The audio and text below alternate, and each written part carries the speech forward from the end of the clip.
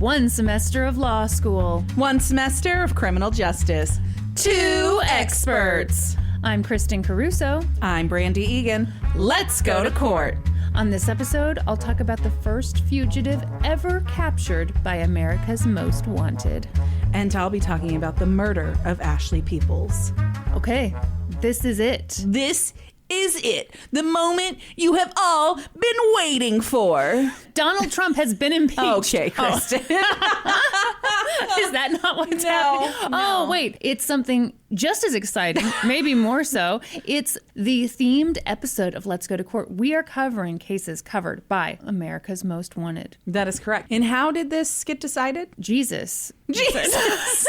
No. Jesus, take the wheel. Yeah, Jesus was like, man, it's been a real slow week. I'm going to pick the theme for your podcast. No. We went on Patreon and we had our patrons vote on whether they wanted to hear cases covered by America's Most Wanted or cases that have been covered by unsolved mysteries. So this was a very close vote. Do you want me to give the numbers? Yes, give the numbers. Okay, so very close. There were 335 votes total cast, 159 to unsolved mysteries, and 176 to America's Most Wanted. So very close vote. That is very close. And some people were like, there's not court stuff in unsolved mysteries. I've already done a case. I've already done a case on this very fucking podcast that was on unsolved mysteries. Yes. I submit to those people, the haters, if I may, that they do not watch enough unsolved mysteries. That is correct. Because that stuff does go to court sometimes. Now, people don't always get convicted, or sometimes they do, and there's a bunch of doubts, and so, unsolved. That's but anyway. Also, what? Have you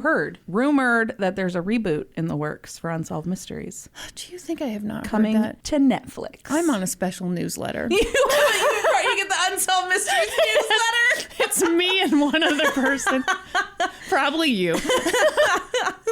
But like on Pluto TV, this is not a plug, it's just a fact. Yes. That they have a channel that's just all unsolved mysteries. What? I know, but we had to stop watching it because, you watch that stuff late at night. And you're just terrified all the time. Well, and also, as titillating as it is, I'm sorry, that's the only other, what word do you want? It is titillating for there to be a mystery. Quit making that face. I don't like it at all. But, then you get too titillated to sleep. Sorry. Now. You're just trying to say. Okay, so similar thing that I did to myself. David and I just watched all the Insidious movies all in a row. So there's like 4 of them. And they're horror movies. And I find them very scary. And then right now, at the same time, I happen to be pregnant. And so I get up in the middle of the night multiple times to pee. And so in these movies, there's all these like ghost-like creatures that are like walking around people's houses. So I like go to the bathroom and then I come out. It's like dark in my house. And I'm like, what if there's one of those ghost people standing behind me right now? And then I just freak myself out. That sounds terrible. This is why terrible. I don't watch horror movies. Did you see what I tagged you in on Twitter? Yes. Fuck that. I'm not doing that. It's been a sign. Absolutely not. Should we, in case we decide to leave this part in, someone on Twitter was like, hey, I know you guys have talked about covering the O.J. Simpson trial, but you're like, oh my gosh, that's so big, so intimidating. Here's a suggestion, break it into 2 parts. And I was like, great idea. I assigned that to Brandi. And this just in, I'm not fucking doing it. Brandi, as your long-term friend, I advise that you do it. Okay, here we go. Do you know what I'm about to talk about? Okay, so I did a little bit of reading when this category won. I did go and read, I think it was actually like a Ranker article about like the top 15, whatever. And that's where I found my case. So I did read a tiny bit, but I read so many I can't remember which one. Okay, it is. great. So was it about the really bad guy? Yeah, I think it was a really bad guy who was a fugitive. Yeah, great. I'm afraid you remember this whole thing. Okay, so right off the bat, I want to say something kind of weird about this. Oh, good. Which I've noticed about some... Wait, I'm not going to say it. I'm going to hold it till the end. No, I'm saying it all. I'm saying it all right here, damn it. Typical Kristin. Leaves the perfect amount of chicken. Okay, are you going to explain what that means? Okay, so we just went to lunch and we went and had amazing Italian. It was so good. And Norman's not here at the moment. But so we eat, and Kristin eats what she wants of hers, and she has a little bit left, and she offers it to Norm. And so Norm takes it, and then he's like, he goes to take a bite, and he goes, typical Kristin, leaves the tiniest amount of chicken. It's like she just offered you her food. And I I was like, I am so damn sorry. I'll take it back if you don't want it. My God. He's like, no, that's not a minute. Man, apparently beggars can be choosers. You saw him with his little ravioli dish, eyeballing my food. I did. Well, he did have the saddest looking plate. He did. He had the smallest looking plate, which is not a situation Norm ever wants to find himself in.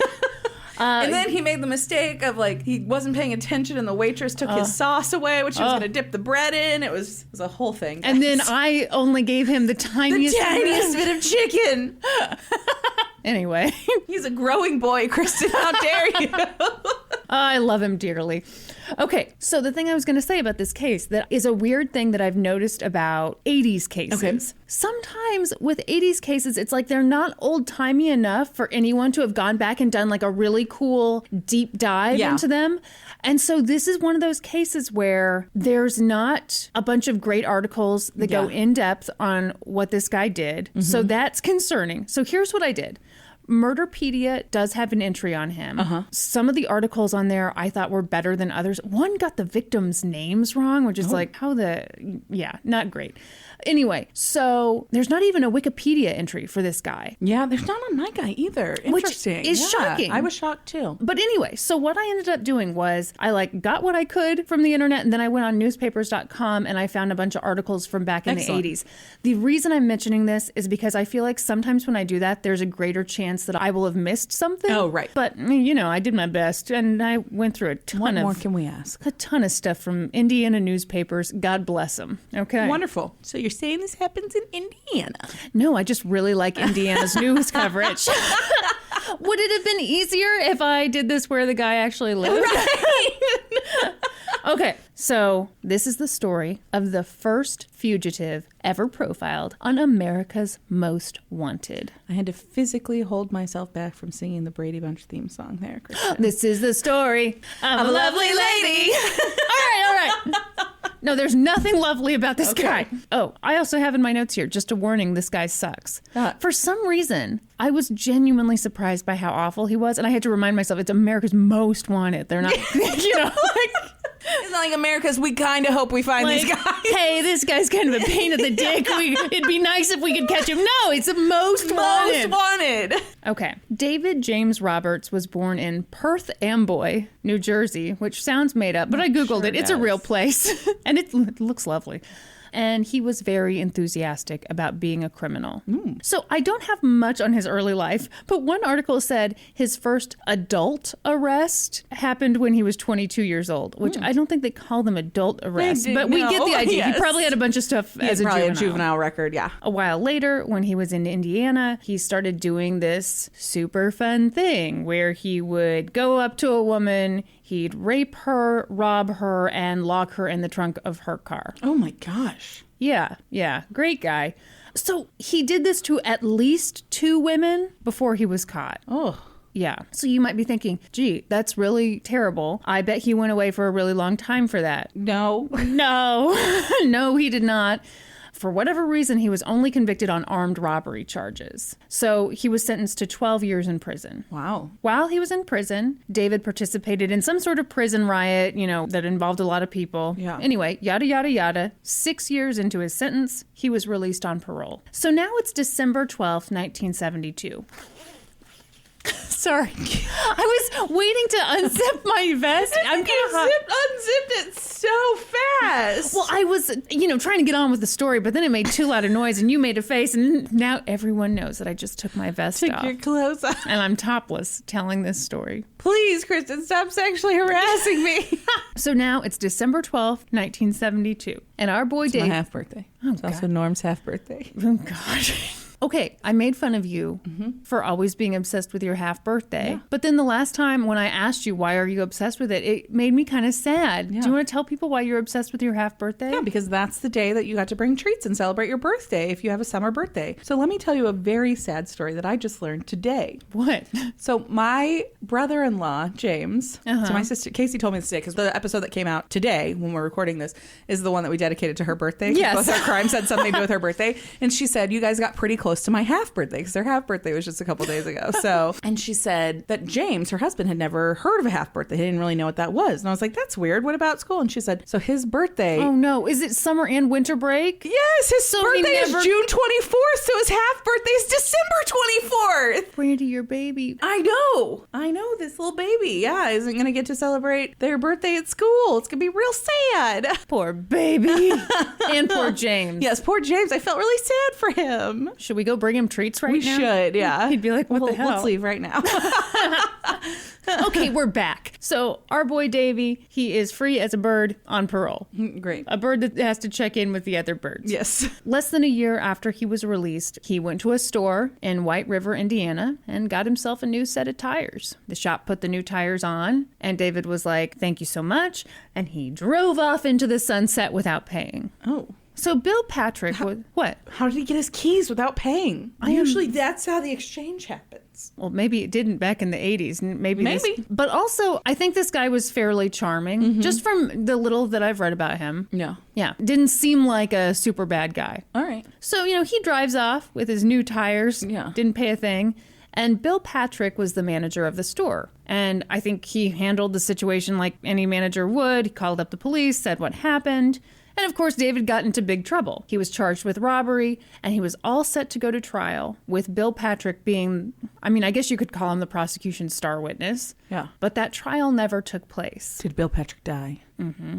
Was he murdered? On the evening of January 20th, 1974, David went to Bill Patrick's home with a 5-gallon jug of gasoline. Oh my gosh. And it's unclear whether he strangled or smothered Bill and his wife Elizabeth, but at any rate, he murdered them, and their infant was in the home. Oh my God. And then he lit the house on fire, effectively murdering 3 people.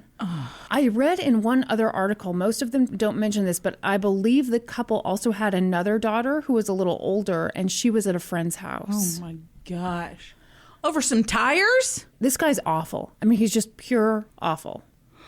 I hate this already. Like I said, I was reading this being shocked by how bad it was, and I continually had to be like, okay, America's Most Wanted. Yes, all right. He has to be just the world's biggest shithead. He will deliver, don't worry. Ugh. So, that's awful, but, whatever. It's time for David to face justice in this triple murder. So in March of 1974, he was indicted. The judge set bail at the Why would he get bail? Oh, it's only a triple murder. Yeah, it's a triple murder. With a guy with a lengthy criminal record. Yeah, no bail. Is it super low? Guess how much it is. It's obviously not $1 million, which is what murder carries now, like at a minimum. So it's 74. What do you think? $10,000. Yep. $10,000. Holy shit. Adjusted for inflation, that's about $52,000. That's way too low. Yeah. And shouldn't have been said at all, because while David was out on bail, everything was fine. It was great. No, it wasn't. Oh, wait. No, that messed up my notes there. Messed up your In November of 1974, David found a 19-year-old woman. So the story is, and I'll get more into this later, but he came up to her with a gun. Tell me if this sounds familiar. He rapes her twice, puts her in the trunk of her car, but she had her infant son with her. No. So David didn't just rape this woman. He took her son into the woods, abandoned the baby there. And by the time she got free, and by the time people were aware that there was a baby missing, the baby had died. What was the point of that? If you're looking for logic in this guy, I don't think there's, it's just horrible. Oh my gosh. Yeah, the baby had been left alone overnight in an Indiana winter. Excellent. Yeah. But don't worry. Police tracked David down, and of course he had a gun, which was like the least of their worries, but still a no-no. And because of what he'd just done, he was now facing 4 murder charges plus kidnapping, rape, and arson. Excellent. Yeah, good grief. Yeah, but obviously he gets away because this is America's Most Wanted, so... Brandi, the look on your face. I hate this. I'm sorry. At the trial, where David was accused of murdering the Patrick family. So, they obviously break this, Prosecutor Charles Gantz told the jury in his opening statement, basically, here's the deal. We've got witnesses. We have witnesses who will tell you that on the night the Patrick family died, a black man in a gold car pulled up to a service station in New Whiteland and asked for directions to Princeton Drive. And that's where the family lived. I hope they got more specific than just a black man in a gold car. But, anyway, here we go. We also have witnesses who saw David David James Roberts by a 5-gallon gas can on that very same night. And guess what? Police found that exact same gas can by the burnt body of Bill Patrick. He talked about motive, about how Bill Patrick was going to be the key eyewitness in this robbery trial. David's defense attorney was Tom Jones. And he was like, it's not unusual to be loved by anyone. And they were like, can you get to the point, sir? And then he was like, what's new, pussycat? Whoa, whoa, whoa. This is circumstantial. Whoa, whoa, whoa. And I mean, poor Tom Jones, great music, couldn't find a great defense for this guy. I mean, how do you defend this? Yeah. So what he tried to say was like, this is very circumstantial, and the evidence will show that no one knows what happened to the Patricks after they returned home from an evening out. Okay. Like, really? I think we can figure it out. Yeah. Once the trial got underway, a gas station attendant confirmed that, yes, the gas can that was found near Bill Patrick's body was definitely the one he'd sold. So this had to be so creepy. You know, they bring in the gas can and they're like, how do you know that this is the one you sold? Well, it had in his own handwriting, it said $5 on it or whatever. And he was like, yeah, I recognize my own handwriting. But there was some debate as to whether he could positively ID David James Roberts as the guy who bought the gas can. In court, he said, I'm sure it was David. I'm sure it's that guy. But the defense was like, how convenient. You weren't that sure earlier, but you're sure now. Interesting. And the guy was like, yes, now please leave me alone. Yes. A coroner testified that Bill and Elizabeth had died from some type of smothering suffocation. They also had like some neckties by them, so it was kind of unclear exactly how they died, but it was obviously a homicide. Yeah. They died before the fire started, and their infant daughter had died of smoke inhalation. A forensic pathologist testified that he believed that the fire had been set to try to conceal the crime. Right. So there was a lot of speculation as to whether David would take the stand, because if he did... Wait, are you okay? Yeah, no, I'm trying to figure out why it would be a good idea for him to take the stand. I think the only argument is he was up for the death penalty, and when you've got your life on the line, maybe you want to do what you can to defend yourself. Well, and it would humanize you too, like the jury. Maybe. More difficult probably to... You know what? That's a good point. It probably is more difficult to sentence someone to death when you've heard them speak. But... He didn't do it? He didn't do it, which is wise, because if he had, that would obviously open up opportunities for the prosecution to bring up all these prior bad acts and all that. Yeah. You okay? Yeah. I you just like had to that get chair? I had to ditch that pillow. Too much for you? Yeah, I didn't leave enough room in the chair for my booty. Don't brag. It's rude. It's rude to brag to those who have so little. No way consider that bragging. Oh, really? In 2020? I almost said 2019. I'm trying to catch up. In 2020, it's not a humble brag to talk about your big ass. Really? All right.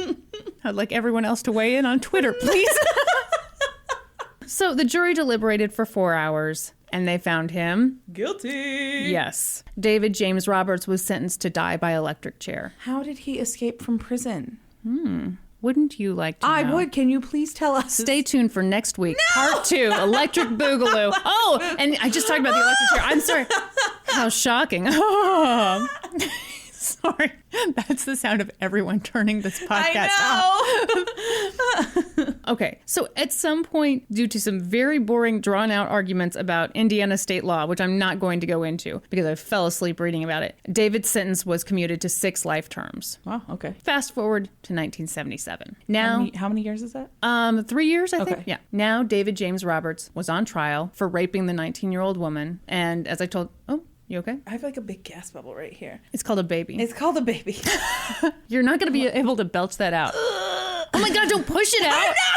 Oh my God. Continue on. Sorry, I apologize. You look like you're really struggling here. I need to burp, but it's not ready yet. Still cooking. Still cooking below the surface. Patty, cut all that out. No, we're leaving this in. Patty, cut every bit of that out. It's hilarious. We're leaving it in.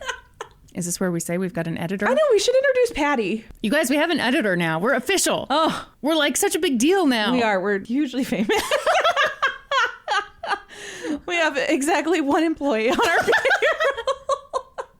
And Patty, please leave that all in. Patty, cut it all out. So now David James Roberts was on trial for raping the 19-year-old woman I talked to you about earlier and killing her infant son. Okay, this was actually the third trial. Did he manage to escape while he was at trial? That's the easiest way to do it, is while you're being transported. Can you keep your maternity pants on? Sorry. I mean, know how he gets away. I'm getting to it. How soon? I mean, in a matter of moments here. It's so in this very script that I am reading to you right now. You know, it's funny. If you don't interrupt me, I get to it faster. Ow. But that's what I tell kids when they're moving during haircuts. If you sit still, it'll go even faster.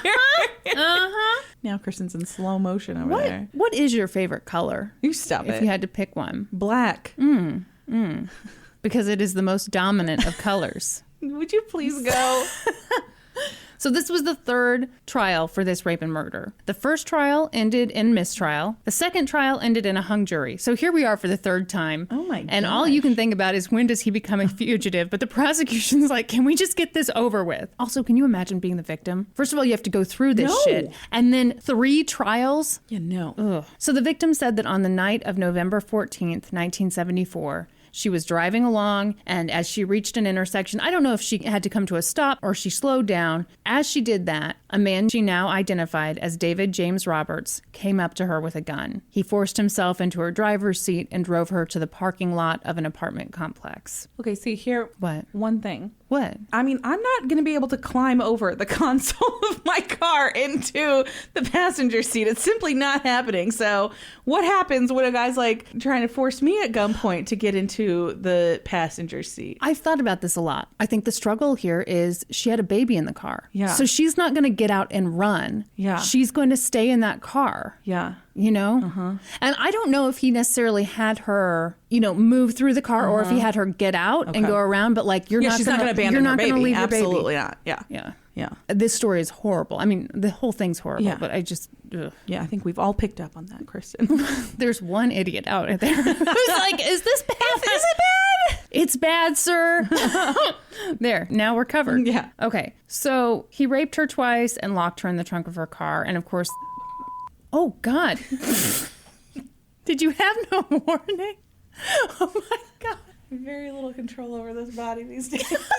I love this. That means we have to keep everything in. No. Yes, Brandi, it's so funny. Brandi, it's so funny. Okay, here, I'll make you a deal. No, I will make no deals. The previous conversation in, you have to cut the burp out. Can we bleep the burp? No! Let's bleep it. It's so much funnier. No, it's terrible. No one will be able to hear it. I don't care. Brandi, come on. It's a comedy podcast. I don't want. We're all friends I don't want here. my burp on the podcast. It won't be because it'll be bleeped. Oh my god! Patty, do that, and then I will. When I listen to the edit, I will decide. No, don't decide. This is the best thing that's ever happened. No. Yes, it is. Yes, it is. Because you're so weirdly proper about bodily functions. Yeah. You're like an old-timey Victorian woman. Yes. Ooh, my. I was about to say heavens to Betsy, but I don't think they said that back then. Either. Yeah. No. More like, ooh, diphtheria. Ooh, diphtheria. Okay, back to this terrible story. God, that makes me so happy, Brandi. You have no idea. Okay, so a service station employee ID'd David. David's wife, Connie, was like, well, he has a wife during all of this? I know. I read that and it was like a bomb was dropped on me. I'm like, what the hell? This is the downside to just reading snippets from old newspaper articles. As you read stuff like that, you're like, I would like to know more, please. Yes, I need to know everything about Connie. Well, don't worry. Connie says, oh, don't worry. He was with me all evening. We fell asleep in the living room together. Yeah, reading our Bible. Yep. We share one Bible and we read one word at a time. It takes forever. We always fall asleep. And the defense was like, well, there you have it. No woman would ever give a false alibi for a man who left a baby to die. That's not true. Oh, you sound like the prosecution. That's not true at all. Again, though, these poor public defenders. What can you say? Yeah. What else can you say?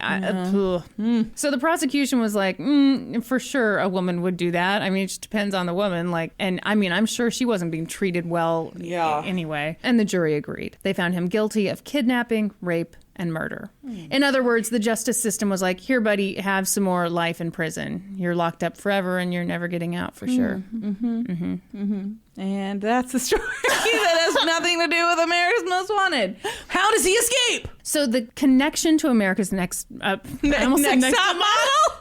The connection to America's Most Wanted is while David was in prison, they had it on sometimes, and he really enjoyed the program. Tell me how he becomes a fugitive. He was like, I am titillated. Stop saying titillated. It doesn't mean horny, Brandi. It just sounds like it means that. Sounds like, never mind. What? Like, I just get like an image when you say it. Of tits, yes. That's. But like, you know. What, wobbly tits? What's that? No, like hard-nipped tits. Well, yeah. Yeah. Why are you acting like that's such a...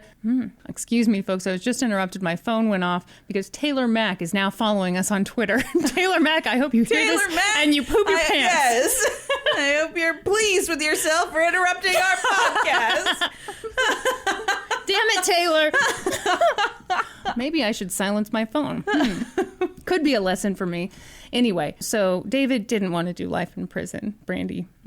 So he appealed, and, you know, that didn't go great because he was for sure awful. And so then he made a plan to escape. Shawshank Redemption style. In October of 1986, David had been in prison for quite a few years, and he was like, oh no, oh, I'm having difficulty breathing. Oh, I have tuberculosis. Oh, I'm having diphtheria. Take me to a doctor. So he was taken to a local hospital, and he was examined by a doctor, and everything went fine. You'll be relieved to know. I know you were really concerned. I'm not concerned. Very concerned. On the way back, they obviously had him chained up like you do. He's a prisoner. And I think we can all relate to this. It was around noontime. People were feeling a little hungry, feeling a little peckish. So the two guards... Around about noon when your appetite's poking at you. What's that from? It's an old... Okay, so it's an old Snickers commercial, but I only know it because it's part of an old Paula Poundstone stand-up routine. This is like the third time you've mentioned Paula Poundstone on this podcast. I love her. She was very much effective in your life. She was. I think she's hilarious. So he's with these two guards. They stopped at a restaurant. I think they stopped at like a fast food place. They mentioned burgers. They got something for David. And they only sell burgers at fast food restaurants. I'm just imagining if you've got well, he's not a fugitive yet. He's not a fugitive yet, okay, Kristin, because you won't get us there. You're the one talking about Snickers commercials. I just imagine if you've got a prisoner in the car and you're going to spring for the prisoner's lunch. I mean, are you really going to take him to You're probably right. Yeah, all right. Yeah, right. So here we go. One article said loosened his chains so that he could eat. Another one said uncuffed him. I think they uncuffed him. Yeah. And like the dick that he is, he, bam, pulled a gun on them. Shut up. So it is believed that someone might have snuck him this gun while he was in the hospital. It wasn't one of their guns? No. He pulled a gun on them. Wow. He was like, okay, you two get in the back seat. So they did. And he handcuffed the officers, took control of the van, and headed off toward Hammond, Indiana. Which some of the articles are like, this is not in the direction of the prison. It's like, what? No shit. He's not driving back to the prison. I just want to drive a van. At some point, he stopped to make a phone call, and that's when the two officers made their escape. They didn't die? No. Oh. Side note, one of these officers got demoted, and the other one got fired because it was discovered that he or she, I don't know, had been smuggling contraband into the prison. Wow. My tinfoil hat is on real tight about this whole situation. Yeah. Because this guy murders everybody, but he didn't murder them. Murder them, yeah. Just saying, it's only a tinfoil hat, people. I don't know anything, but but I'm very confident. But anyway, the two officers escaped with their lives, and David James Roberts just plain escaped. About 6 months later, the FBI put him on their 10 most wanted list, but didn't really do anything. I mean, how often are you going and checking out the top 10 most wanted list? I don't know that I've ever looked at it. And you are the most likely person to do seriously. But then, on one miraculous day... Why am I not checking the 10 most wanted list? Because no one thinks that they're going to see anyone they know. Yeah, that would make my day. You would be thrilled. I would be thrilled too. What am I saying? Yeah, I'd be thrilled. I would be absolutely Okay, let's tell thrilled. the listeners what you asked me on the drive home. I don't recall. What did I ask you, Brandi? So we're driving behind like a big rented box truck. It was like an Enterprise rent-a-truck thing. And first of all, we were very alarmed because I hate those situations anyway, because there's always, people who are not trained to drive that big of a vehicle driving those things. And there's snow on the ground in Kansas City right now. Yeah, it's like snowing today, and like this thing was having trouble staying in its own fucking lane. Yeah, but it was real wobbly down the highway. And so we're driving, and Kristin goes, what would you do right now if the back of that just flew open and there were 3 people tied up back there? I said I would be very excited. Because we would get to be the hero. Yes, I feel like we get to people be involved in some crazy takedown. Oh man, we would follow that van. Oh, hell yes. You know what? We'd be like an action movie where you would pull up the car real close and we'd be like, hop on! And they'd jump out and, it'd be terrible. So you're telling me that if you looked at the FBI's 10 most wanted list and you recognized the Joe who lives 3 doors down. Oh my God. And his real name is what? Henry Ford, and he's wanted for murdering his entire family. I would be like, I'd call Keith Morrison first, obviously. Because you have his number? Yes. I can't believe you haven't shared that with me.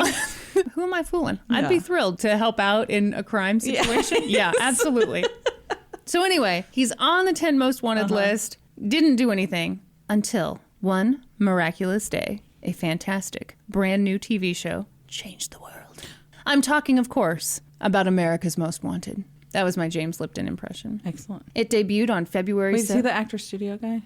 Yeah, the guy with the mustache. I love him. He is very enthusiastic about every actor who comes on his show. Obviously. Yeah, but some of them, like... No, every one of them are amazing on there. Not every one of them. Yeah. My favorite question. If heaven is real, what's the first thing you want to hear when you get there? What's the first thing you want to hear? I don't know, but Liam Neeson's answer made me cry. What is it? He said, I don't know if I can say. Really? Here's a bottle of wine. Your wife's inside waiting for you. Oh. Oh, man. Yeah. Oh, man. Right. Oh, Liam. Yes. Oh, no, I'm all teared up. Doesn't take much these days for you to burp or cry. Are you ready for some fun facts about America's Most Wanted? Yes. Lay them on me. Okay, these come from Wikipedia, Excellent. so no one debate me. Okay. All right. 100% correct. Like all things that Americans love, America's Most Wanted is not originally American. No. The concept for the show comes from a German show, which I cannot pronounce. Do you want to try? Ergelgru.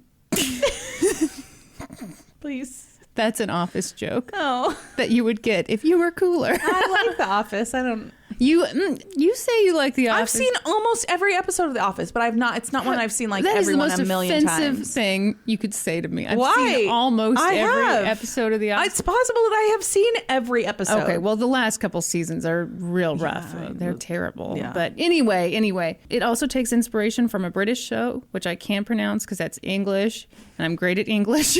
Crime Watch. Okay, here's another fun fact. We all know that the great John Walsh was the host of America's Most Wanted. Yes. But he was not their first choice. Far from it, Brandi. So they were actually... See, like the story that everybody knows is that he started the show because of his son.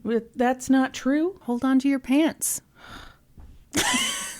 You guys, just for reference, Brandi grabbed like maybe a 1/4 inch below her bra. That's how high up these maternity pants are. So here's a few people that they considered to host America's Most Wanted. Okay. Bob Woodward. Oh, yeah. Who broke the Watergate scandal with Carl Bernstein. Linda Ellerby. Do you remember her? She hosted Nick News. Oh, yes. yeah. Yes, okay. Snooze Fest. I know. It won a bunch of awards. I just needed it to get over so I could watch Are You Afraid of the Dark? And are you ready for the big one? Yeah. This made, you know him. You love him. He's got teeth like a beaver, eyes like a shark, and a big old boner for Donald Trump. What? That's right. You guessed it. The man who was considered as the host for America's Most Wanted was none other than the one, the only, Mr. Rudy Giuliani. Holy shit. What? Yeah, they wanted Rudy Giuliani. Oh my gosh. Was Rudy Giuliani doing television work at the time? I believe he, he wouldn't have been finished being mayor of New York at that point. They decided he was too handsome to host the show. No, that's a joke. The truth is that Jesus intervened. So at some point during the early stages of the show, someone suggested that a man named John Walsh could be the host. So let's talk a bit about John Walsh. Yes. Because you just kind of touched on it. Yeah. Up until the early 80s, John Walsh was just kind of a pretty normal guy. He has a degree in history from the University of Buffalo. And in the years after he graduated college, he, and I'm quoting, became involved in building high-end hotels, which is the most comically vague thing I think I've ever heard in my life. Weird investor, I'm guessing? Yeah, it doesn't sound like construction crew. Yeah. It sounds like it could be involved in any level. So he was, handing out hand towels in high-end hotels. So he and his wife, I don't know how to pronounce this name, Reve, R-E-V-E. R-E-V-E? Reeve? Reeve? I don't know. That's beautiful. I think Reeve sounds great. Name your baby Reeve. It's really cute. Take that home. So he and his wife, Reeve, and their 6-year-old son, Adam, were living in Hollywood, Florida in, what seemed like a nice life. One day, Reeve and Adam went to their local mall and they went into the Sears. And Adam wanted to look at toys, so Reeve let him go look at toys while she looked for a lamp. A different time. Yeah. When she came back, Adam was missing. Oh, no. Do you know this whole story? Yeah, I do. Yeah. It's terrible. So security footage, which wasn't released until much later, showed a 17-year-old security guard kind of shooing 4 boys out of the store alone. And people are pretty sure that Adam was one of those boys, which that's heartbreaking for that security guard. I mean, I'm sure he was just some kid doing what he thought he was. Job. Yeah. So Adam was missing for a while, and a little more than 2 weeks after he was reported missing, his severed head was discovered in a drainage canal. So that story was obviously huge news, but even after Adam was discovered dead, John Walsh stayed in the news. He and Reeve formed the Adam Walsh Child Resource Center. They did some legislative work. They created the Missing Children Act of 1982 and the Missing Children Assistance Act of 1984, amongst other things. So in the late 80s, when they were trying to find the right host for America's Most Wanted, they figured, who better than John Walsh? Yeah. The man who had become an advocate for crime victims, and his child's killer was still on the loose. It was a very good call, in my humble opinion. Although maybe if Rudy Giuliani had done America's Most Wanted, he wouldn't be involved with all this stuff now. He probably would not be. It would probably get a very different... Real sliding doors situation. Yeah. Second time I've mentioned the movie Sliding Doors. The first episode of America's Most Wanted, as I said, aired on February 7th, 1988. It started out as just a half-hour show, and it only aired in 7 cities. Wow. Okay, people were really freaked out about this concept at first because I guess they thought that it would lead to everyone calling the police on like their neighbor, their brother, all kinds of stuff, which isn't really what happened. Yeah. But anyway, the first show told the horrifying story of serial killer and serial rapist David James Roberts. They showed pictures of him, they detailed his crimes, and of course they posted a phone number where people could call in with information. And boy, did they. As soon as the segment on David James Roberts ended and they went into commercial break, the hotline was a-ringin'. Over the course of the evening, they received more than 1,200 calls. Most of the tips came from New York, specifically Staten Island. Oh my gosh. What's with your face right now? I'm very interested. Okay, I'm listening. You're really like, ugh. I'm very into this. People kept saying roughly the same thing. Yeah, that David James Roberts guy, he looks a lot like this other guy I know. A guy named Bob Lord. Bob Lord? Which sounds fake. It does sound right? fake. Bob Lord was the director. Rob God was already taken? Bert Holy Spirit was the second choice. So Bob Lord was the director of a local homeless shelter. I'm sorry, I don't know why I stumbled over that. People were shocked to see him on America's Most Wanted. Yeah. Which I would love to know more about this because, they always say they're shocked, but I mean, a bunch of people called the hotline. Yeah. So how shocked can you really be? I don't know. They said he was gentle and compassionate and that he worked really long hours helping people, but they called the hotline anyway. At some point that evening, a woman called the hotline and she was like, I think I'm dating that guy. Oh, no. Yep. Yep. Oh, my gosh. What if... What? Yeah, what if you saw Norm on there? I would shit my pants. Yeah, same. I'd be as good as dead because I hate it when people say I'm not a good liar because it's like a humble brag. But like, I don't think I could be the type of person who's like, hey, hon, I'm just going to go out to the grocery store. Right. Like, I think he would know immediately. That something was up. Yeah. Yeah. No, that would be horrible. Yeah. What would you do? If I saw Norm on there? No, if you saw David on there. No, what would you do if you saw Norm on there? I would call you immediately. Mm-hmm. I would call you before I called America's Most Wanted. Yeah. Yeah. I honestly think what I would do is I'd probably make up some story and tell you I needed you to come to my house. Yeah. Yeah. Just to like get you away. Uh-huh. And then... Help, I've fallen and I can't get up. Yeah. Yeah. And then I'd figure something out. And then I have to tell you. Oh. I like how seriously we take hypothetical situations. Because we're looking at each other like, oh God, that'd be so bad. It'd so be bad. terrible. I don't think it's going to happen. I don't either. Only because the show's not on the air anymore.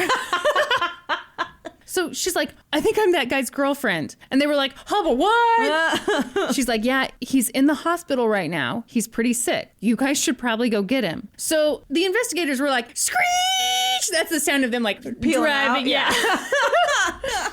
They showed up at the hospital. They ran to David James Robert / Bob Lord's room, and it was empty. The only thing left behind. Just like a piece of paper like spinning on the ground like he just... You know what it was?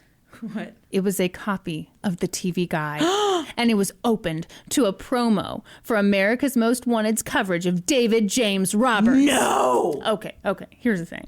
You made that up. No, I didn't, but I think someone did. Oh, okay. So that comes from the America's Most Wanted website, which I think that is just too good to be true. I don't believe that. Here's what I believe. He's in a hospital room. They probably had a TV in there, and it's the 80s, so they probably had TV guides. So maybe a TV guide was in the room. Yeah. But I don't believe that they came in and, right open to the spot. Yes. No. But it's good storytelling. So tip of the hat to you. Liar. Anyway. Brandi, no one can hear you tip your hat. They could hear you burp, but they couldn't hear you stop tip it right now. Brandi burps. Stop it. I just love it because I burp all the time. And one time you do it and you just want to fall through the whole floor and die. Are you going to be okay? I'll be just fine. Do you want me to stop talking about it? Yes. Weird. But David / Bob / Rob God didn't stay hidden for long. 4 days after the segment aired, they found him hiding out on Staten Island. Where? Okay, you want to know the truth? Mm-hmm. I actually found the address in a newspaper article, and I pulled it up, and I was like, that looks kind of shitty. And then I thought, but that's someone's house now, and I don't want to be rude. Yeah, all right. But they probably know that it was their house, and, well, they're not listening. Probably not. How do you know? Just statistically, Can what you are the imagine chances? if one time we give out an address and somebody who's listening is like, holy shit, that's my house? That would be the craziest thing. Yeah.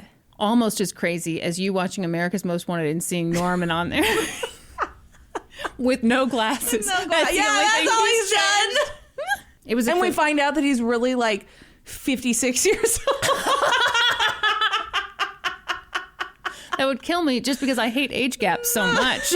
It was official. The first fugitive ever profiled on America's Most Wanted had been caught thanks to America's Most Wanted. On January 27th, 1989, David James Roberts pled guilty to being extra douchey and also for escaping custody. He was taken back to prison in Indiana, and he remains there, unless he's dead by now. I couldn't figure it out. So, just as long as he's locked up. He's either dead or still in prison. Yeah. One or the other. They're not letting him out to go eat a cheeseburger anymore. Thank goodness. On a side note, just because I mentioned John Walsh's son and said that the person who killed him hadn't been found, okay, your eyebrows are so high on your head right now. I just want to do a quick little thing.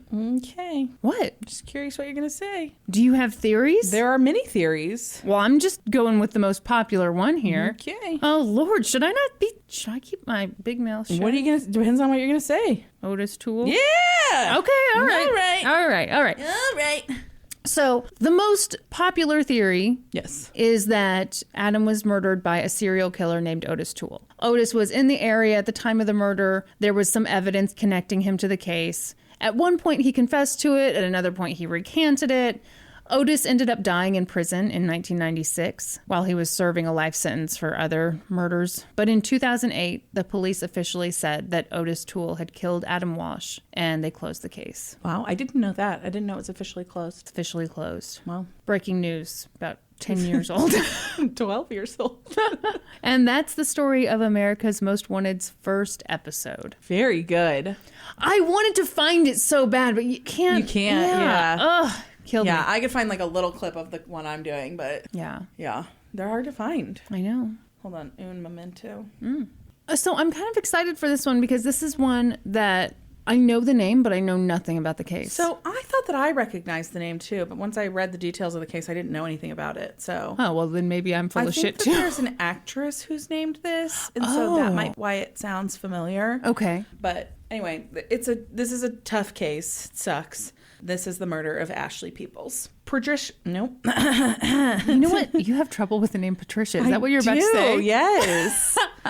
Patricia Baskerville had an uneasy feeling. It was the early morning hours of August 8th, 2008, and she'd been unable to reach her daughter, Ashley Peoples, for the entire day. Patricia was on vacation in Alabama while her daughter, Ashley, was back home in Connecticut. They lived in Hartford or just outside of Hartford. Anyway, Ashley had left vacation early and headed back. But it was very out of character for Ashley to go an extended amount of time without checking in with her mother. Ashley was extremely responsible, especially by the standard to which most 22-year-olds are held. Like, she was just very responsible. She was so responsible, in fact, that was the whole reason that she'd returned from vacation early, so that she wouldn't miss work. She knew she had to get back and get a couple things done before she returned to work. She needed to get her hair done. And so she was not going to let that affect her work. She should cut her vacation short to do that.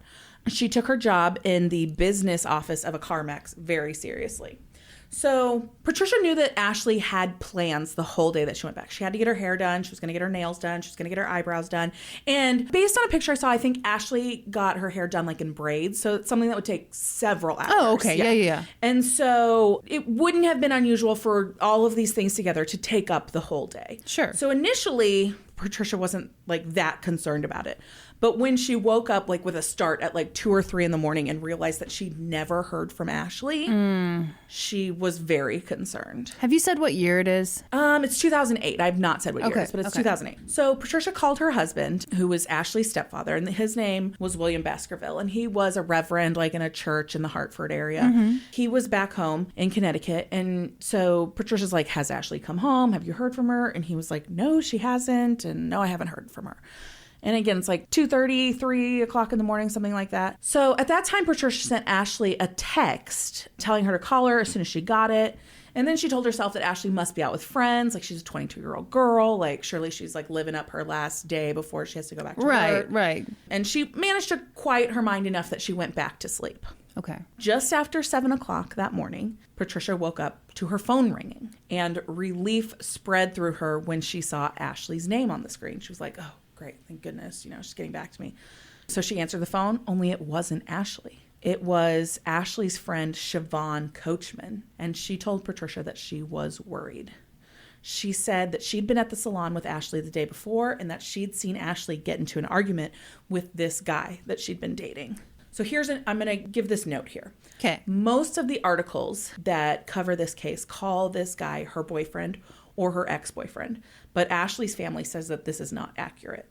They say that Ashley had dated this guy casually for some time, but that they had never, as a family, they had never met him. They'd seen him one time. Yeah. And that none of Ashley's friends had met them. Oh, then he's not a boyfriend. Exactly. Yeah. So Ashley had been dating him casually, and then she had learned that he had some kind of criminal record. And that was it for her. She stopped seeing him. She actually changed her phone number so he couldn't call her anymore.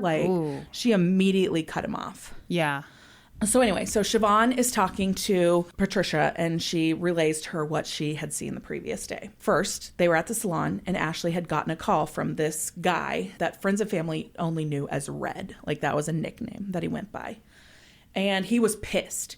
He said that he had gotten a call from one of his boys who was at the salon and had seen Ashley flirting with someone there. So apparently there's a bunch of people at this salon, and one of them happens to be a guy friend of Red's, and he says that Ashley's flirting with someone there. And so this Red calls her up.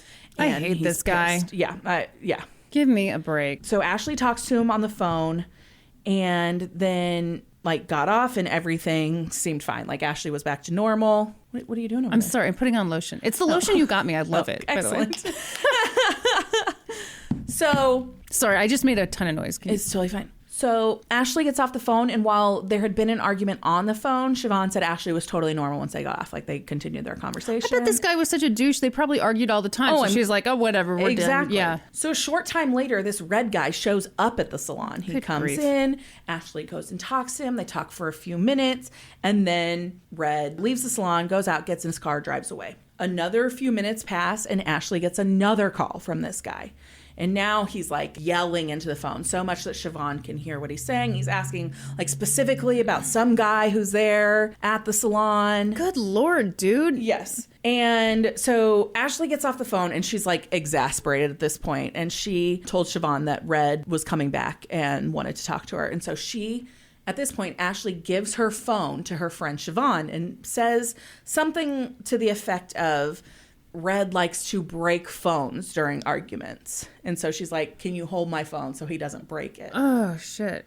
When Red gets to the salon, Ashley goes outside and several patrons of this salon see them having like a heated argument in the parking lot. Nobody knows exactly what they're saying, but there's lots of like arms flailing and all of that. It was a whole thing. Eventually, Red gets into his car. Like, Ashley's, like, standing by his driver's door, and he, like, pushes her out of the way, gets in the car, and then Ashley walks around and gets in the passenger seat with him. Mm-hmm.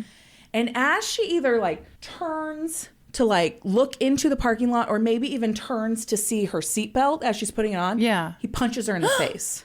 Like, a guy who was standing in the parking lot described it as a sucker punch. Like, she wasn't paying attention, had no idea it was coming. He just punches her, like, directly in the eye. Ooh. Then, like, the car, like, speeds out of the parking lot, and as they're pulling away, another guy who's standing out in the parking lot sees him punch her again. God. Siobhan then told Patricia that she had tried to get a hold of Ashley by calling this guy Red's phone from Ashley's phone. Because remember, she has Ashley's phone in her hand. That's how she's calling Patricia at this point. Yeah. And that she'd talked to him a couple times, like, but he'd been super angry. And she's like, just bring her back. Like, my son's stuff is in her car. Siobhan has like a baby and she had the baby with her, but a bunch of the baby's stuff was in the car. Just bring her back so I can get my stuff out of the car. Like, she's just trying to reason with him, like anything to get him to bring her back to the salon. He's like, I'll bring her back when I'm done with her. Oh, fuck. Yeah. Did anyone call 911? No. As far as I can tell, no one called 911 during any of this.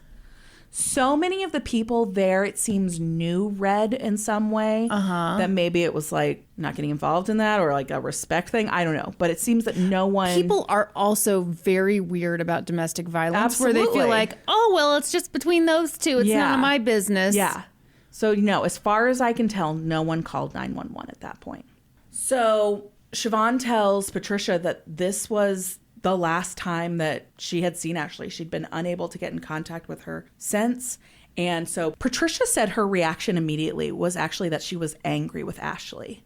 She was angry that she would have someone like this in her life. Like, why would she have someone who she would let control her? Why would she even give that person the time of day? And that was just her initial reaction to the situation. She knows better than that. She should value herself more than that. But then quickly that reaction turned to one of fear. Like, what's going on? Where is she? We still can't locate her. And so she called her husband, again, who's back in Connecticut. She makes arrangements to get back to Connecticut as soon as she can. Yeah. And she calls her husband, who's in Connecticut, and relays the whole thing to him. And he immediately goes to the police department. Yeah. But again, they only know this guy as Red. Oh, shit. Siobhan has his phone number. So I think eventually they get Siobhan to the police department too, and they get a phone number. But as soon as William, Ashley's stepdad, tells the police that they know this guy only as Red and that they think that he's abducted their daughter, they know who he is based on his name immediately. They know based on the name Red? Yes. Yeah. Oh, no. This guy's name is Darryl Crenshaw. And he has a long, like, rap sheet. And none of the articles specifically mention what his record is for. I believe it is violent crime because the reaction of the police, they, like, immediately spring into action. And it was, like, chaos. They were like, we have to get her as quickly as possible. Ugh.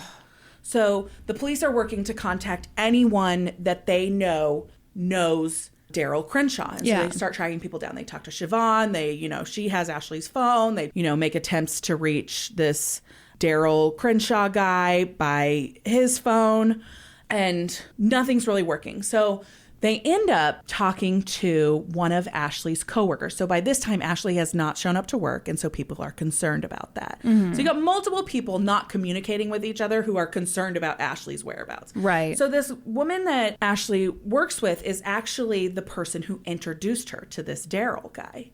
And so they talk to her, and she says that she had seen Ashley the night before, that Ashley and Darryl had come to her boyfriend's apartment. So this is an apartment building that I guess Darryl was familiar with because he had recently, I think, lived in this area. Mm-hmm. And he was also good friends with this guy, Eriverto. I've never heard that name, but he went by Eddie. So, okay. So they go to this Eddie's apartment, and this is the boyfriend of Ashley's coworker. And so Darryl goes in, and he goes to shut the door behind him, and in walks Ashley behind him. And Ashley's eye is there's a blood clot in her eye, that is visible. Oh. She goes to the bathroom to try and clean herself up, and they stay for 20 minutes. And at one point, this Eddie guy goes to Ashley separately and was like, do you need me to give you a ride to your car? Do you want me to take you somewhere, get you to your parents, something? And she says, no, I'm fine. And she ends up leaving with Darryl from that residence. Mm. And so talking with this coworker of Ashley's, the police find out that Darryl had called this coworker the next morning and said, hey, I need you to cover for Ashley at work today. I fucked up. What the hell does that mean? Exactly. And she's like, yeah, sorry, I can't do it. She's been on vacation. We need her. I can't cover for her. And he's like, I need you to do this. I need you to do me a solid. And she's like, yeah, I'm not going to be able to do that. Let me talk to Ashley. Mm-hmm. And he's like, Ashley's sleeping right now. I can't give you the phone. Mm-hmm. I can't give her the phone. Mm-hmm. And so she is alarmed at this point, obviously. But she doesn't really know what that means. I think everybody had an inkling that this guy could be violent to some degree. But again, you never want to suspect, he's murdered her. No, exactly. So at this point, the coworker is just like, Ashley needs to be here for her 1:00 shift. And that's kind of where she leaves it. She makes several attempts later in the day when Ashley doesn't show up to call Darryl with no luck. She never reaches him. Yeah. So by this point, the police have put out an alert that they're looking for Darryl Crenshaw, that they believe that he has a petite African-American woman in his... that he's kidnapped her or abducted her in some way, or that she might be being held against her will. And this guy calls the police and says, hey, I noticed my neighbor last night. I've got this new neighbor. I don't know his name. I haven't met him, but I noticed him pull up to his apartment last night and carry a petite African-American woman from the car into his apartment. And he said that he watched him carry her and that she was draped over his arms, kind of like you'd carry a baby, and he said he assumed at that time that she had had too much to drink or something. She was drunk, But when he saw the news alert, he became very concerned that it was something else. Yeah. And so police are like, well, that's fucking terrible. This is bad news. In the meantime, they start talking to more people that they know this Darryl guy. A day goes by. It's August 10th by this point, and they track down his whereabouts on August 9th. He has spent the day on a date at Six Flags. Are you kidding me? It was a first date with some girl, and the girl talks to police at some point, and she's like, yeah, it was kind of weird. Halfway through the day, he had this breakdown, and he was he just kept saying, I saw her face. She wasn't breathing. What? And then he pulled it together, and we had a great rest of the day. Oh my God. And when the park closed, his friend came and picked us up. They took me home. He dropped me off. We talked at the door for a minute, and he said he wished that we'd met under different circumstances so you could be my girlfriend. What? And then they'd kissed goodbye. Yeah. And so she's like, yeah, the whole thing was pretty fucking weird. Yeah. Yeah, it sure was. Yeah. Typical day at Six Flags. Yeah. So they tracked down this friend who had been the one that had picked them up from Six Flags. And she was a friend of Darryl's and said, yeah, I picked him up and I took his date home. And then he asked me to take him. What a weird thing that he wasn't driving. I know. He has a car. With blood in it. Wouldn't want to take that on a date. Nope. You sure wouldn't. Yeah. So this friend is like, yeah, I picked him up. After we dropped the friend off, he asked me to drive him out of town. I did. I drove him out of town and I dropped him off. And he said if anybody asked me to say that I'd taken him to Maine. Whoa, okay. Yeah. And so they're like, great, he's fucking fled town. Yeah. So, okay, so because the people at the salon had witnessed a crime occur, essentially, and then the neighbor had seen a small woman being carried out of his car, they were able to secure a search warrant for his car initially. Okay. And so they go and they find his car. It's at his apartment building. He just recently moved into this apartment building. They go and they find his car, and there's blood inside of it. Then they are able to determine pretty quickly that it's at least the same blood type as Ashley's or something like that. And so they are able to secure then a search warrant for his apartment. And so I think it's August 10th, August 11th when they execute that search warrant on his apartment. They go inside and they find Ashley's body inside his apartment in his bed. Oh my God. Yeah. So she has been beaten. Oh. She has abrasions all over her, but there's no obvious cause of death. Right. And so an autopsy determines that there's blood on the bed. Her clothing is missing. There's blood in different parts of his apartment. So an autopsy determines that she has been the victim of blunt force trauma to the head and neck and intestines. Oh, God. So she has been... So he just beat her up, and that she likely lived for several hours after her injuries were inflicted. So he'd beat her up, he'd placed her in his bed, and then he'd covered her with a blanket. And then he'd gone on a date to Six Flags. Oh, my God. And then he'd fled town. Yeah. Crazy. I believe I said that his car was found at his apartment complex. I actually think his car was found at his friend's residence, the friend who picked him up from Six Flags. Okay. So he'd like driven to the friend's house. Right. So that he could leave his car that had blood in it. And then that friend had been his like chauffeur for his date. Great. Yeah. Okay. So Ashley had trauma to the head, trauma to the neck, trauma to the scalp, arms, left eye, abdomen. She had fingernail marks on her neck. She had petechial hemorrhaging in her eyes and gums, which all are signs that she had been strangled. Yeah. But that was not determined to be her cause of death. She had been strangled at some point. God, what an awful. It was terrible. Yeah, it was determined that Ashley had been alive when all of these injuries were inflicted upon her, and she had lived for several hours after them. Obviously, the death was classified as a homicide, and so...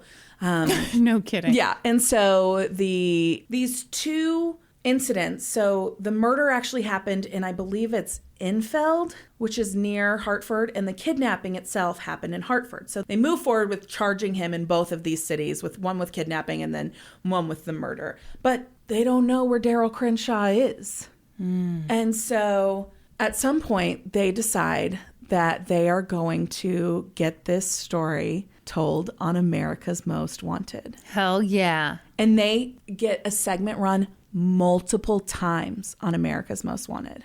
Is that unusual? I think it is unusual. Yeah, that seems unusual. Yeah, it runs several times on several episodes of America's Most Wanted. Actually, you know what? They used to do the, I don't know how long they did this, but they did like their own, they didn't call it their own Most Wanted, but they would like do little updates like we're still looking for blah blah blah, we're still looking for blah blah and so blah. I think that's the kind of thing here. Ashley People's family said that this was like just the absolute best thing that could happen, obviously because it leads to his capture, but also they said it just got the word out about what had happened. It got everybody looking, and it made them feel like the police really cared about their case, because the police were completely the ones who organized this. They didn't reach out to America's Most Wanted themselves. Like the Hartford Police Department is the one who did it and arranged all of it. Okay.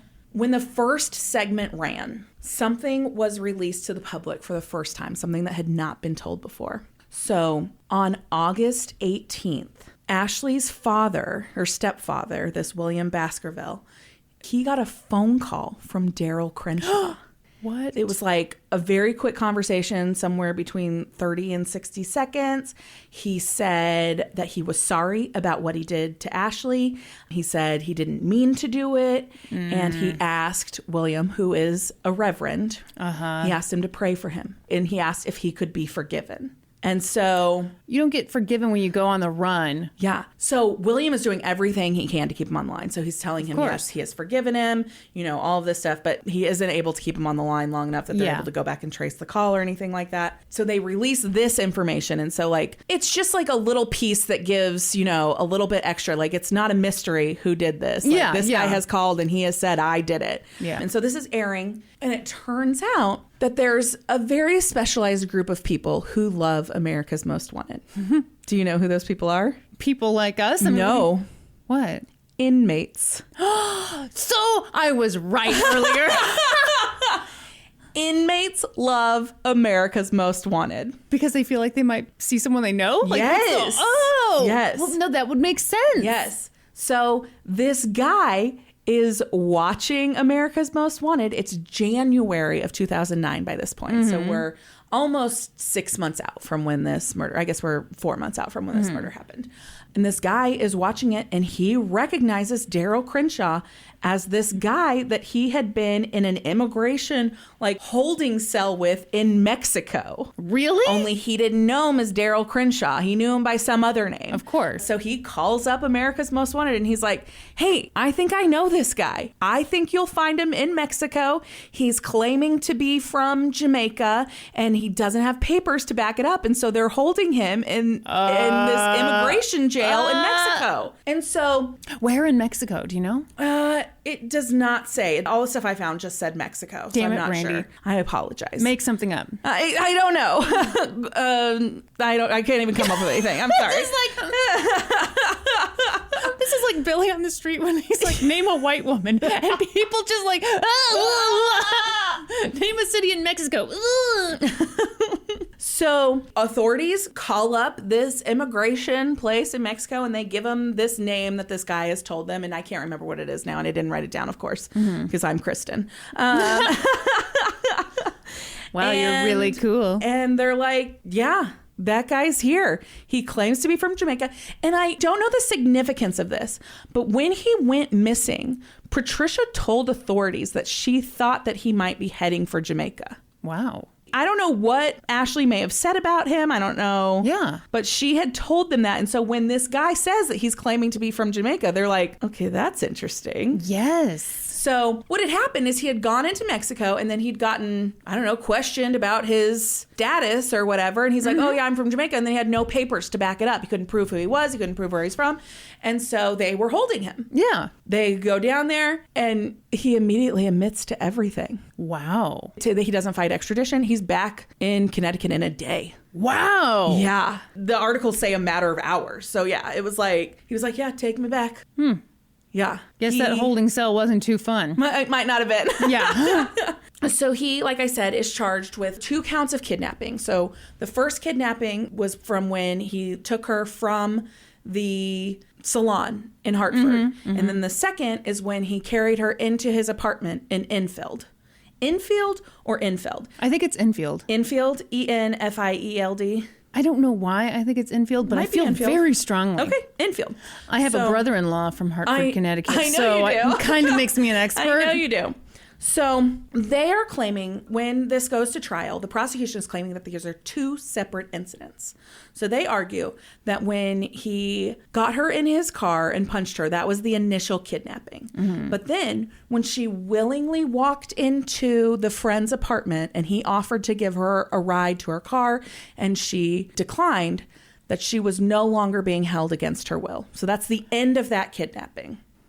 And then when the witness sees her being carried unconscious into Darryl Crenshaw's apartment, that then constitutes a second kidnapping. Okay, that's kind of funny. I like that they can charge him for 2 counts of kidnapping. Right. But just because she said no doesn't mean that she really wanted to be with him. I agree completely. I think it could mean... that it's too scary. It's too scary. It's too dangerous to leave. Yes. This is safer. Yes. Than trying to get away from him right now. Yeah. I completely agree. Yeah. Yeah. And then, of course, they try him for murder. So when these charges are initially filed, they charged him with a capital crime, which means that they had the ability to seek the death penalty. Right. So in Connecticut, there's like 8 different things that qualify something to be designated like a capital crime. Right. And one of them is a murder that takes place in the process of a kidnapping. Okay. And so everyone thought that's what they, were going with. Sure. They ended up dropping that designation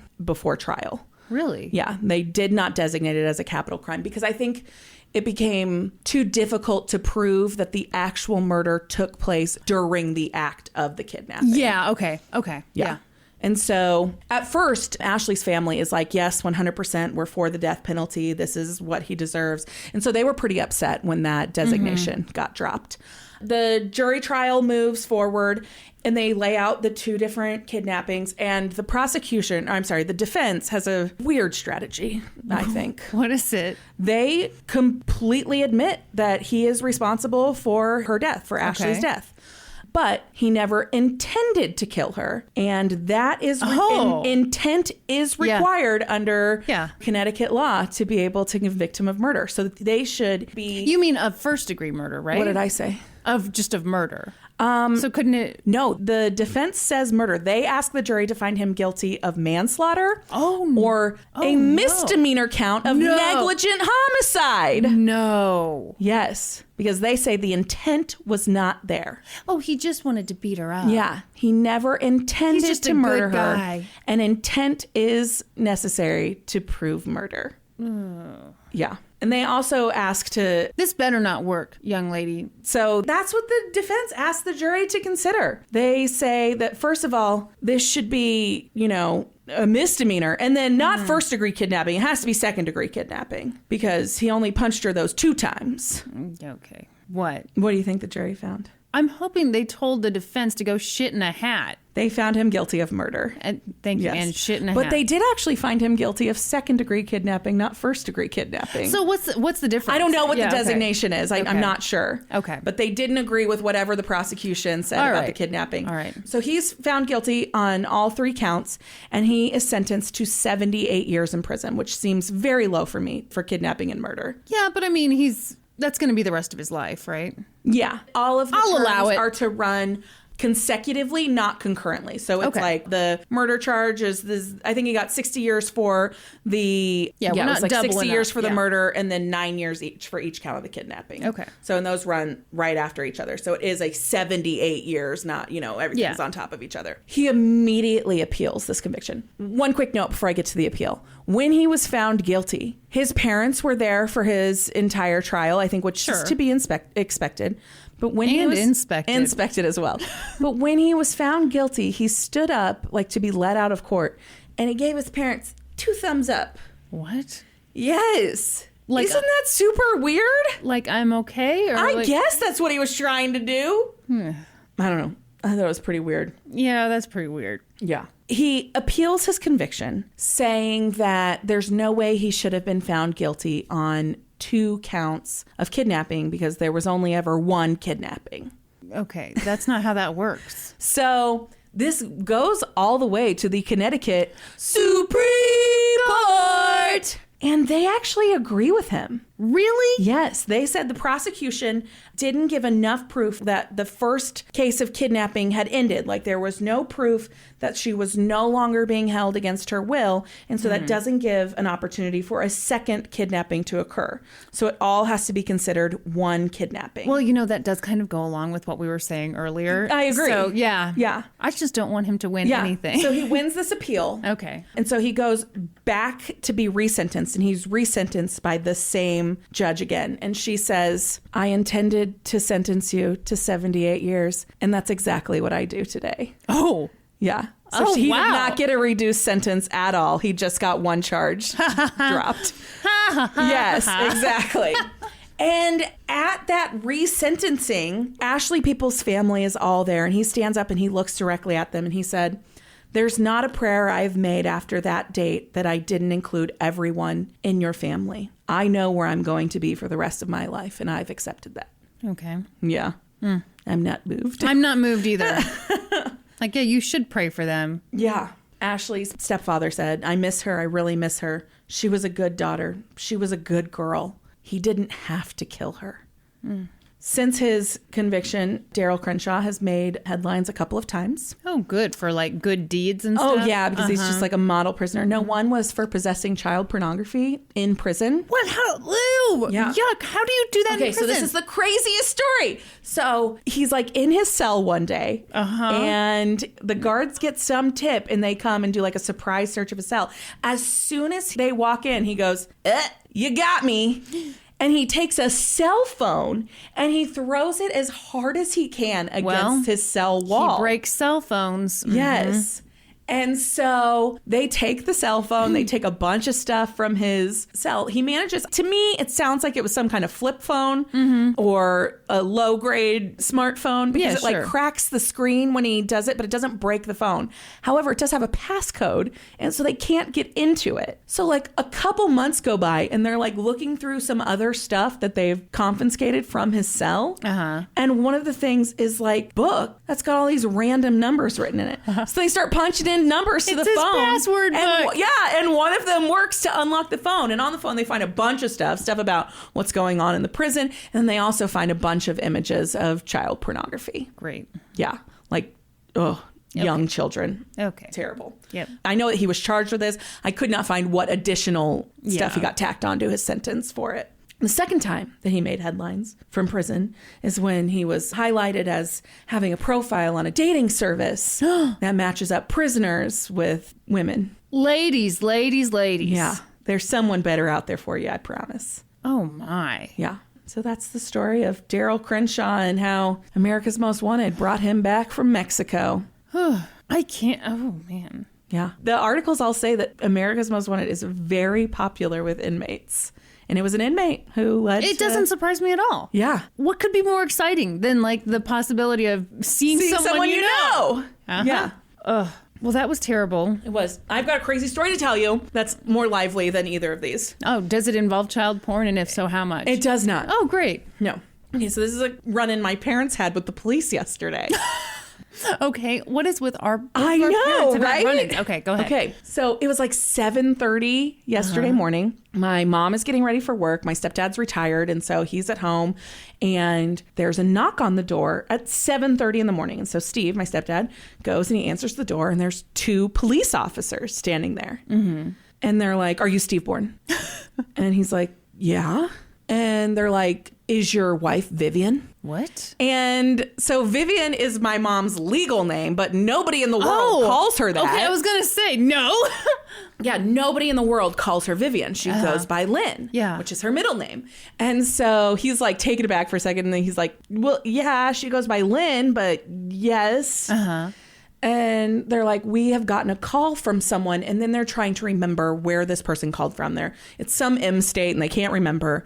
And this woman that's called them is very concerned because she typically in the past has talked on the phone to Vivian once a month and now hasn't heard from her in a year. And so she's called the police and asked for them to do a welfare check. Oh my God. On her. And so Steve's like, yeah, I mean, she's here. And so he goes and gets my mom. My mom comes down and she's like, yeah, I'm alive.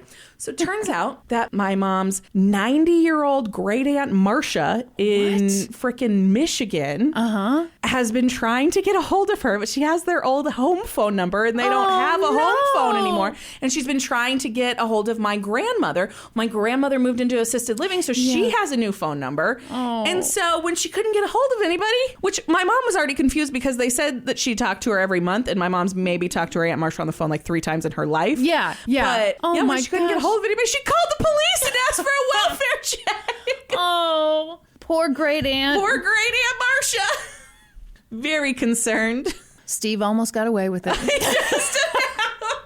it wasn't for that meddling great aunt. Well, my parents... I know, you got to tell about your parents running with the police. You know what? I don't think I should, just because nothing would give my dad greater pleasure than to come on the podcast. Oh, you're right. And drag the story out for 2 hours. The bottom line was, how do I give like the basics of it? They were at a campground. They're RVing right now, loving life. Yeah. And in my dad's words, Grandma Grump, who ran the campground, thought that they were pulling out without paying for the day, and they got surrounded by 4 cop cars. The whole police force coming down on them. Nothing has given my dad greater joy than that story. He went in our Discord. So my dad wrote the story up on Facebook, which, you know, any great moment in Dad's life, he puts on Facebook. Yeah. Welcome back, Norm. Oh, here he comes. What do you got there? He's got the weirdest looking beer ever. What is that? Cracking open a cold one. Well, tell her what it is. It's a lager from Ballast Point. Okay. San Diego brew. Excellent. Grab yourself a chair. Yeah, you want to sit? Yeah. What's up? How was the episode? Well, so I'm telling the story. So Brandi's parents just had a run-in with the law. And as you know, the great DP and Sheree had a run-in with the law. But anyway, I was just saying that Dad teased it in the Discord. But tell how they... Oh, yeah. So he said, something about had a crazy run-in with the police. I wrote about it on Facebook. Come check it out. Like, anybody can just go check out his Facebook. Clearly, DP doesn't know how Facebook spoken works. Like a true old man. Yeah, he's like, everybody come check it out. Yeah, that's not how that works. Oh, classic DP. Classic DP. Oh, anyway. Goodness. So we'll have to have him back. And he can tell the story in detail. Oh, he'll love it. We'll have to block out the whole day for that. No kidding. Norm, welcome back from the archives. Thank you. Yeah, what have you been doing? You want to tell people what you've been doing? It's kind of cool. Mm-hmm. Yeah, so I'm in a Discord group with a bunch of gaming history nerds. And Whoa. I think those guys are getting laid all the time. And one of big initiatives is to go out to the archives and scan old video game court cases. That's super cool. And a lot of court cases that took place in New York were transferred to Kansas City. Oh, wow. Because New York's just out of space. So I was like, hey, I'm in Kansas City. I can do a few of these. Yeah. So right now I'm working on the Universal versus Nintendo court case. The sad thing is the original case was destroyed. Yeah. It's gone. You can't get it anywhere. So all I'm doing is like the appeals and stuff. I mean, there's a few little things from the original case, but it's a lot of stuff to go through. I got 4 boxes of papers to go through. Oh my gosh. Yeah.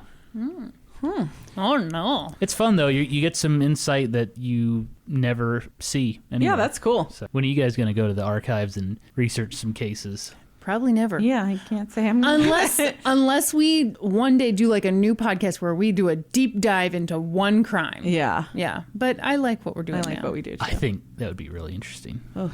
I think you guys should quit this podcast. No. And start that one. Stop it. Do you have questions from the Discord, or have you not done? I didn't Okay. ask. I'm sorry. No, that's okay. Totally fine. Totally forgot. It's totally fine. That's totally fine. It just means that signing up on Patreon for us is just like useless now, and like no one should do it. Thanks a lot, Norm. You just ruined the podcast. I guess now we have to go do that other podcast. Perfect. Norm killed the podcast. I created this podcast, and I can kill it too. Wow. Kristin, this box of Kleenex is here. Are you insinuating that I need to use it? Have you? No, but I am implying that you need to use it. What's the difference? Insinuate is usually a bad thing, and imply is like neutral or good. No, so implying means, I struggle with giving definitions without using the words. Implying means that I'm hinting at something. Insinuating, I believe, is like what I gather from what you would imply about me. Right. Let me make sure I'm right. I think I'm right. No, you're wrong. Oh.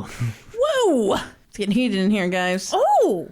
Insinuate, suggest or hint in an indirect and unpleasant way. Oh.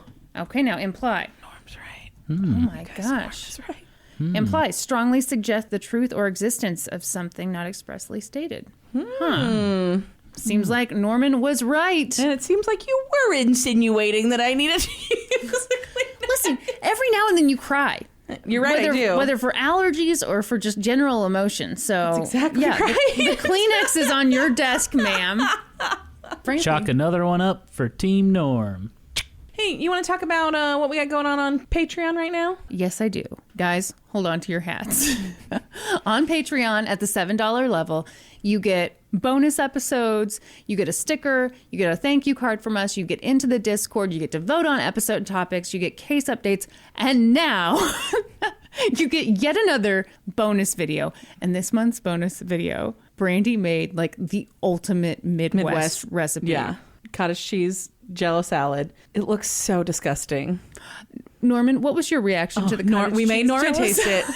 He hated it so much. Oh, you know, you guys lied to me and said you can't even taste the cottage cheese. Yeah, that was a It lie. was a lie. You can taste the cottage definitely cheese. And Yes. I hate cottage cheese. Yeah. Norm almost threw up. I did. He hated it so much. There's also a fresh bonus episode. Oh, I was like, what's she talking about? Yes, there is a fresh bonus episode. What do we cover on that bonus episode? Okay, so on that bonus episode, why am I blanking when I just listened back to it I know. today? We both just listened to the edit today. So. I covered the case. It's an old-timey one. Good old Holly. From the UK. Ooh. But yeah, it's about... The UK. Yeah. It's about the first... What? What? Face look like that. Oh. Should we do it? We should do it. No, no. 2, 3. We're from London! Okay, so we did that on an episode, and I realized we didn't explain why we did that. I just wanted to move along, just like how I feel right now. So Kristin hates fake British accents. Hate. So we went to this concert, and the band was actually British, and that's what they said when they came out. They yelled like really loud, like into the mic, yelled, "We're from London!" And so Norm and I do it to drive Kristin crazy. So yeah, in case you want to hear that again, you can sign up on Patreon, listen to that crap. Yeah. So you did that cool old-timey case with Dr. Crippen. Yeah, and he was the first convict ever captured, or fugitive ever captured. Well, I guess he wasn't, whatever. He was a fugitive. Okay, he was the first fugitive ever captured via telegraph. That's right. And I did the Hollywood Madam, Heidi Fleiss. Mm-hmm.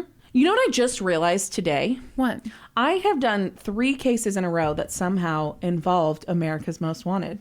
Yeah, because I noticed listening back that you had just done America's Most Wanted. You've got it on the brain. I guess. Ma'am. Yeah, so the one about the terrible mother from hell. Yes. That America's Most Wanted inspired that girl to get her story told. Mm-hmm. And then Heidi Fleiss had a friend who was murdered and got the story told on America's Most Wanted, which led to him being convicted. Mm-hmm. And then today's America's Most Wanted case. Our whole episode. I'm not doing any more America's Most Wanted cases. Bullshit. Hey, you know John Walsh from America's Most Wanted? Yeah. Do you know he endorses the Jitterbug cell phone? He does not. Yeah. Are you serious? The one with the giant buttons? For old people? Yeah. Oh, wow. Have you seen the iPad now? That's basically the jitterbug of iPads. It's called GrandPad. Sounds like a diaper. It's an iPad. It's like the most simplified version of an iPad you've ever seen. It comes out of the box, completely set up and ready to go, so that like your grandparent can FaceTime with you. Okay, but old people already love iPads. I mean, I don't get it. Have you noticed that old people love iPads? Oh, old people love iPads. Yeah. Screen's bigger. My grandma has an iPad. Oh, yeah. Everyone's grandma She has an loves iPad. it. She's not special. Old people also love voice to text, you know? Old people don't text. I know, but God, it's so... I'm not texting any of my grandparents. Norman's grandma texts. What? It is a gift. A true gift. Yeah, it's great. She actually prefers text. She does doesn't not wanna want to talk on talk the to me phone. on the phone. Well, join the club. No one wants to talk to anybody on the phone. Except for grandparents. Yes. Norman's and my grandma sister is Kim. a unicorn. My sister, you will send my sister Kim a text message, and she will call you back. I'm like, this is a text message. Kim, you're too young for that. Kim, come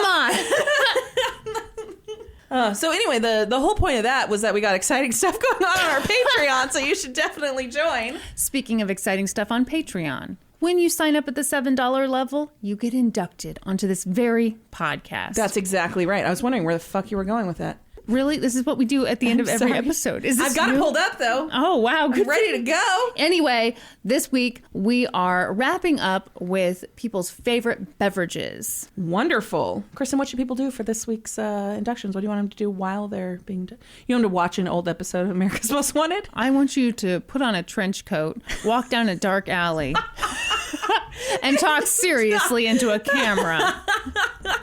Lacey Evans.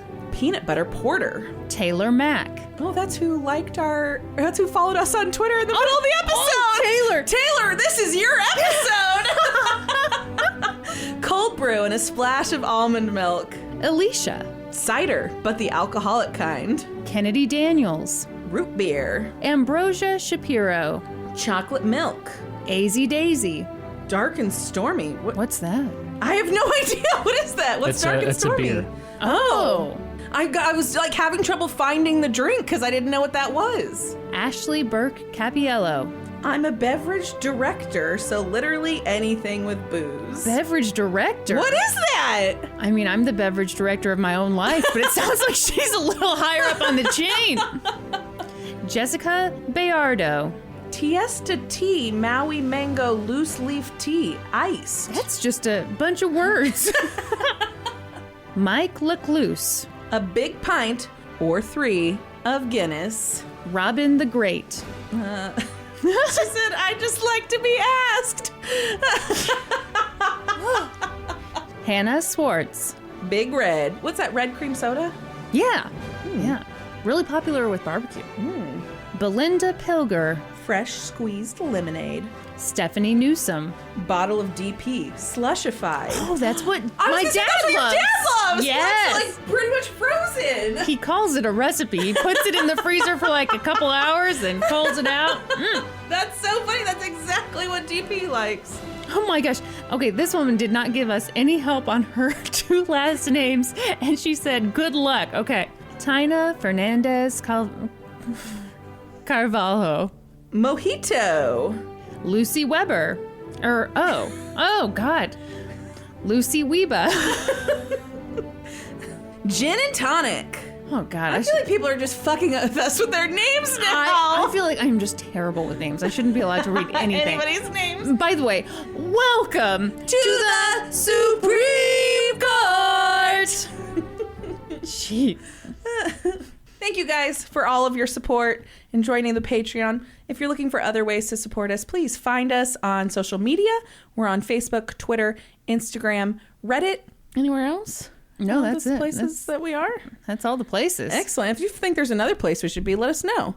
And then please subscribe to the podcast wherever you listen and rate us and review us on Apple Podcasts. And then be sure to join us next week. When we'll be experts on 2 whole new topics. Podcast adjourned. And now for a note about our process.